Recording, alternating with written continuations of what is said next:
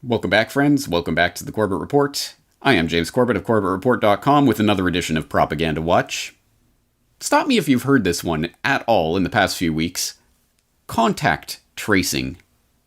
I'm willing to bet you have heard about contact tracing in the past few weeks. I'm also willing to bet it is a term that you have never heard before in your life prior to the last few weeks. Something to cogitate on, and I have a remarkably profound but remarkably simple observation about that coming up for you. But for those who have somehow managed to miss this term, contact tracing, and its definition, well, why take it from me? Let's take it from the Clinton Global Initiative.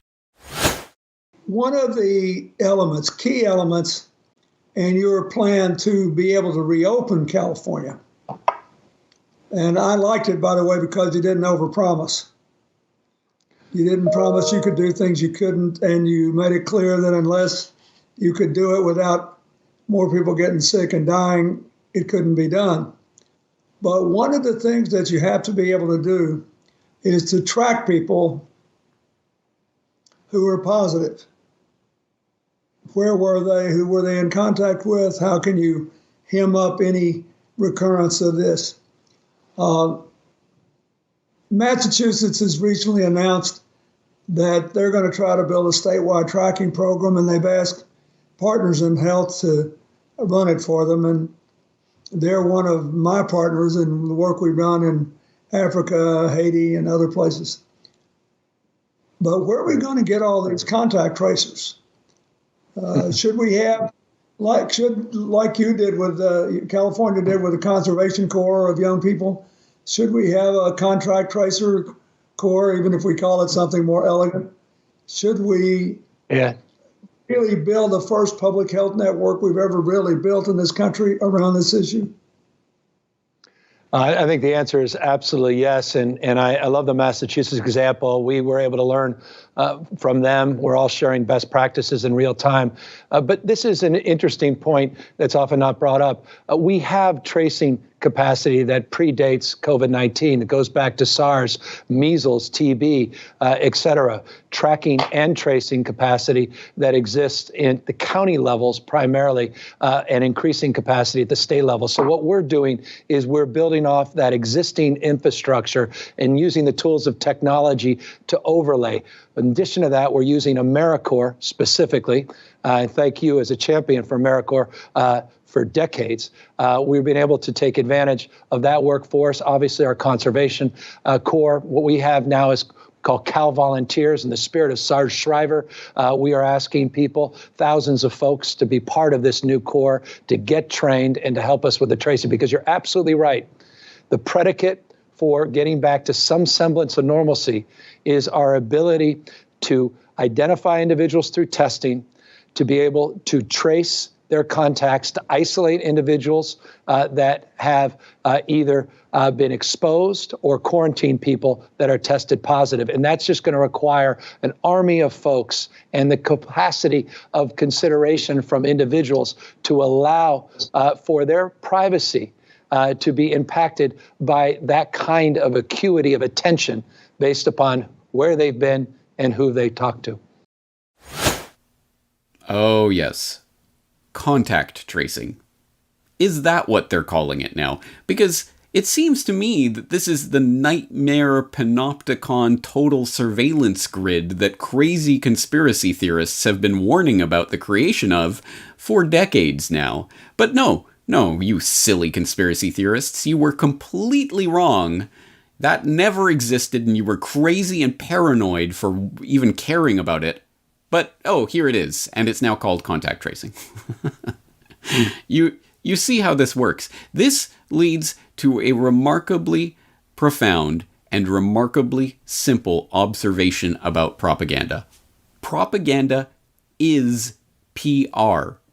All propaganda is, stripped down to its bare bones, is a marketing campaign designed to sell an otherwise unpalatable idea to the public. If it was palatable in its pure form, they wouldn't need a marketing campaign surrounding it. They wouldn't need to dress it up and call it something else and give it a fancy name and introduce it in some PR glitzy way. No, they would just state it openly and plainly. The fact that there is a marketing campaign that surrounds an idea shows you that it is propaganda of some sort, designed to make you accept an idea that you would otherwise be resistant to.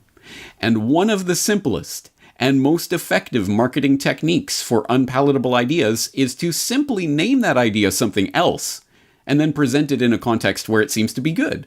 So that you can take something that literally, for decades, for half a century at least, maybe more, go back to 1984. I mean, I know it's referenced every few minutes these days, but it's because it is wildly appropriate for the times that we are living in. People have understood for generations that the creation of a panopticon grid of total surveillance is an absolute nightmare. There is no other way to understand what the creation of such a grid of total surveillance other than as a nightmare scenario. Unless, of course, you're dealing with the event that changed the world as we know it, and the entire rules of civilization are going to have to be rewritten because of the dramatic events that have taken place in Pandemic 1, as Bill Gates has just rebranded, is attempting to essentially market the propaganda campaign around SARS-CoV-2. It's now Pandemic 1, which of course implies there's going to be a Pandemic 2, doesn't it? Makes you wonder what Bill Gates is up to, doesn't it? But at any rate, yes, there is a marketing campaign surrounding Pandemic 1, and one aspect of that is to rebrand the complete and total government surveillance of everything you do, everywhere you go, everyone you talk to, everything you purchase, and everything else to do with your actual physical meat space life. The total surveillance they're going to repackage as contact tracing, which, again, is a term that you've never heard before in your life, so you don't have any pre-associations or baggage around that term. It's not surveillance. It's not some sort of invasive thing. It's just contact tracing. Well, that sounds rather passive, doesn't it? And of course, it embeds with it a million pieces of very, very worrying data, doesn't it? So, yes, the Clinton Global Initiative is just one of many, many outlets that is trying to introduce this idea to the public discourse right now and framing the way that those words are being introduced to the public. So I would invite you, just as an experiment, just type the words contact tracing into a news search, any sort of search or news search that you tend to use. Just type those words in and read some of the many, many entries that are coming out right now, some of which are saying, well, lawmakers have some concerns about the ways that contact tracing could be used by the big tech companies because they might not respect your privacy. But of course, that's coming from the government saying, don't worry, guys, we're the good guys. We'll totally be trustworthy when it comes to tracking and tracing everything you go, everyone you meet. Don't worry, we can be relied on. It's just those big tech guys that aren't, I don't know about them. Of course, they're in the back pocket of government, and government's in their back pocket anyway. It's all one big corporate fascistic stew.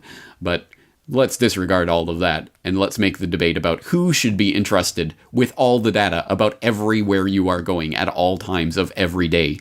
And only for the duration of the crisis, right? Because they will never, ever again use this fear of some sort of new contagion to flip the switch back on and to re-enable all of the controls that they are putting in right now, right? Oh, of course, that is exactly what is going to happen.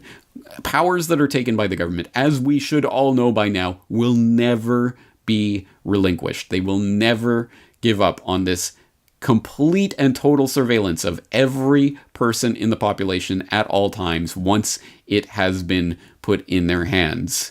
And you would be an absolute naive simpleton who fell off a turnip truck yesterday if you believe that to be the case. So, that being established, yes, I will direct you to that full video of the Clinton Global Initiative University combating the COVID-19 crisis, which has a lot of nuggets embedded in it. But I will specifically point you to contact tracing with the Clintons, which is an example of just some of the choicest nuggets about contact tracing that are embedded in that longer 4-hour video. This is a 7-minute video that was put together by Corbett Report member Camille at Please Stop the Ride. I hope people will check out that video and just get a sense. I mean, I don't think you have to be particularly conspiratorial to be creeped out by the things that people are saying in this, and the incentives that Clinton and others are openly saying should be in place. We should be creating an army of contact tracers, and this will be a great boon for employment. We can employ lots of people to snoop on the movements and activities of every other person in their country, and it'll be great. And all of this, I cannot see how you would not process that as some sort of creepy thing. But again, they're trying to market it to you with this new term, contact tracing, that you don't have any baggage associated with. So here's my suggestion, just one humble suggestion, is one thing that you can be doing to truly actively counteract this propaganda, which is to reject it outright. I call on people out there who are listening to this and who are equally creeped out by the total surveillance state that is being put in place. I call on you to never, ever use that phrase again. Do not refer to this as contact tracing. Just refuse it. And I haven't put a great deal of thought into this. I'm sure there are greater marketing minds out there than mine that can come up with a better idea. But I think, why not use something that we all can understand as creepy Orwellian total police state surveillance grid? Why don't we call it, say, instead of contact tracing, why not call it Big Brother surveillance or something along those lines? Or just say Big Brother. Just refuse to say contact tracing and just replace it with Big Brother. So, for example, if we were to re-engineer the contact tracing conversations that the Clinton Global Initiative is hosting with more accurate language inserted, it might sound something like this. We need Big Brother agents in the hundreds and hundreds of people, right? You take the test and then you Big Brother back all the contacts. It's never been done on this scale before. This is an army of Big Brothers, basically investigators. But we need a national core of healthy people who are properly trained to go out and do this. Big Brother. We need the bodies. And it seemed to us as though no sort of systematic or concerted efforts around Big Brother were taking place in Massachusetts. So Massachusetts has recently announced that they're going to try to build a statewide Big Brother program, and they've asked partners in health to run it for them. And they're one of my partners in the work we've done in Africa, Haiti, and other places. But where are we going to get all these Big Brothers? Should we have, like you did with California did with the Conservation Corps of young people, should we have a Big Brother corps, even if we call it something more elegant?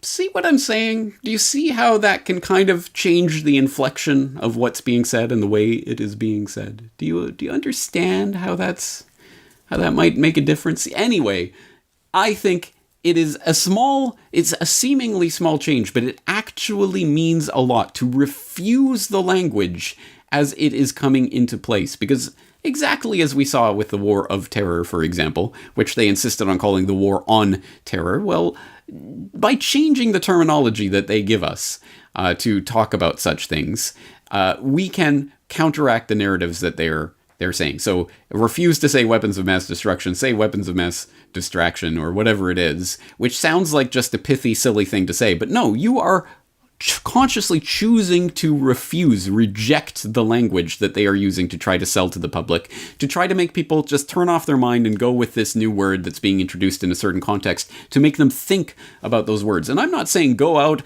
and start preaching and evangelizing to people, no, you must stop saying this. No, just you personally refuse to use the word contact tracing. And anytime it ever comes up in any conversation with anyone you have, just insert Big Brother or whatever phrase you think is more appropriate, and just do it. Just don't even think about it. Don't even make a big deal about it. Just do it. Just refuse to use that terminology. That is something that will go some way towards propagandizing the term that they are trying to introduce to the public, which is total panopticonic Big Brother surveillance. Now, On a more practical level, yes, to the extent that people can, for example, stop carrying the slave device around in their pockets and stop taking it with them everywhere they go.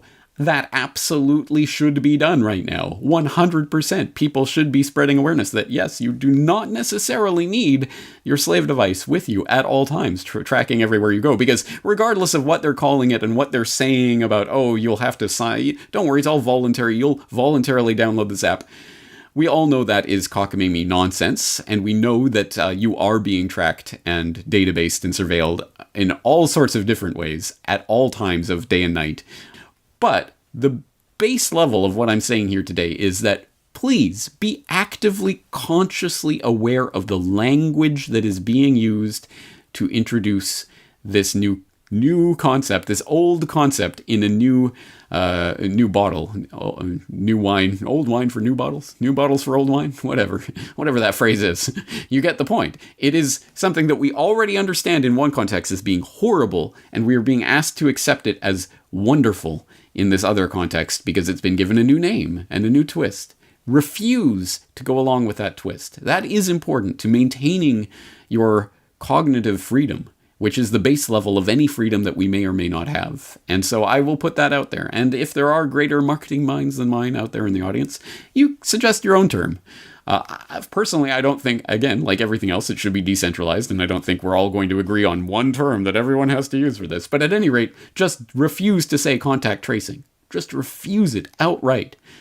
And I think that is an important step. And not just contact tracing. I hope you understand. This is a general point about propaganda in general. They try to introduce terminology into our lives. They try to insert the words by which we can describe certain phenomena, and that in some way structures our reality. An exceptionally profound and important point, but exceptionally simple when you break it down to contact tracing? No, that's Big Brother. Anyway, that's the thought for the day. I hope it is a useful one.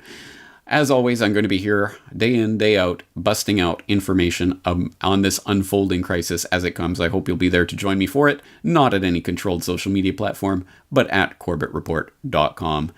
Looking forward to talking to you again in the near future.